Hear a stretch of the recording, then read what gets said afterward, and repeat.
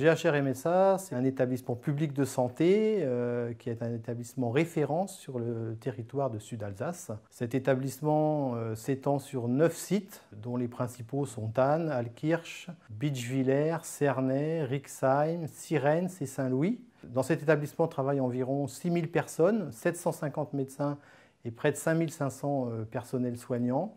Nous représentons environ 120 métiers sur toute la panoplie des métiers possibles à l'hôpital. Pour votre information, comme vous savez tous, l'année 2020 a été particulièrement difficile pour l'hôpital de Mulhouse. Nous avons accueilli près de 130 000 passages aux urgences avec beaucoup de patients Covid. Dans l'hôpital de Mulhouse et du Sud-Alsace, nous comptons environ 2500 lits d'hospitalisation.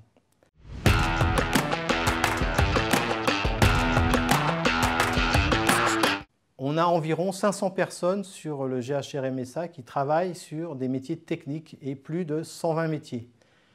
Parmi ces métiers techniques, la partie travaux et maintenance technique, dont je suis le directeur. Donc, dans ces métiers travaux et maintenance technique, on a des personnels qui vont travailler sur le courant fort, donc l'électricité, onduleur, poste haute tension, TGBT. Des personnes qui travaillent sur les courants faibles, donc tout ce qui est les appels malades, les systèmes de détection incendie, la vidéosurveillance. Il y a des personnes aussi, des techniciens électromécaniciens qui vont travailler sur le fonctionnement et l'entretien des équipements logistiques, les chariots de manutention notamment. Tous les personnels qui travaillent sur l'entretien des équipements de la blanchisserie et des cuisines. Il y a un service achat, un service marché public, puisque dans un hôpital, on dépend du code des marchés publics, donc il y a des personnels qui travaillent sur ces problématiques-là. La logistique, beaucoup de personnes et de techniciens travaillent sur les problématiques de logistique pour amener au plus près des patients tous les médicaments et les équipements nécessaires aux soins qu'ils ont à recevoir. Voilà les grandes lignes des personnels qui travaillent au sein du TMT. Pour le service travaux et maintenance technique, nous recherchons tout au long de l'année des techniciens dans les différents corps d'état suivants, donc en électricité courant fort, en électricité courant faible, dans le domaine du chauffage, de la ventilation, de la climatisation, dans le domaine de l'entretien des équipements logistiques, cuisine, blanchisserie.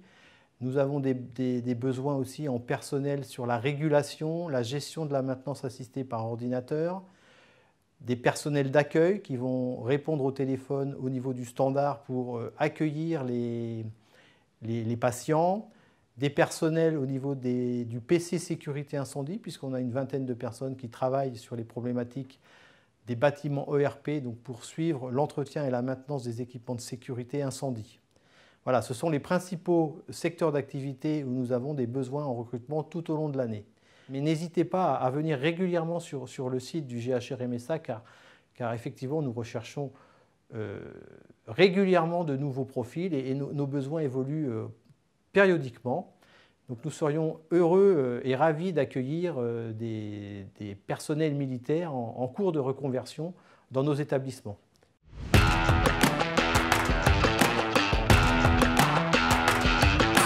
Les anciens militaires, les anciens gendarmes, on apprécie de recruter ces profils car ce sont des personnes qui font preuve de rigueur dans leur travail.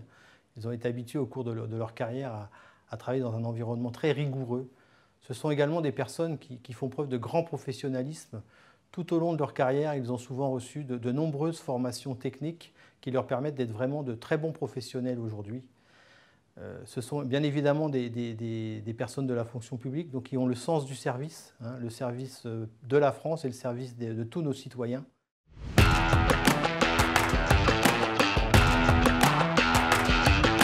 Donc effectivement, les anciens gendarmes, les anciens militaires qui vont intégrer une institution dans le civil peuvent avoir l'impression d'être livrés à eux-mêmes dans une entreprise privée qui va être souvent moins structurée, moins organisée qu'une institution militaire.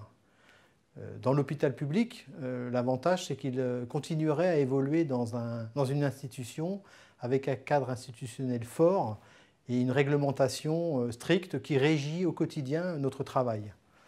Le changement qu'ils vont avoir à supporter et à vivre, c'est peut-être uniquement le changement de fonction publique, puisqu'ils vont passer de la fonction publique d'État vers la fonction publique hospitalière.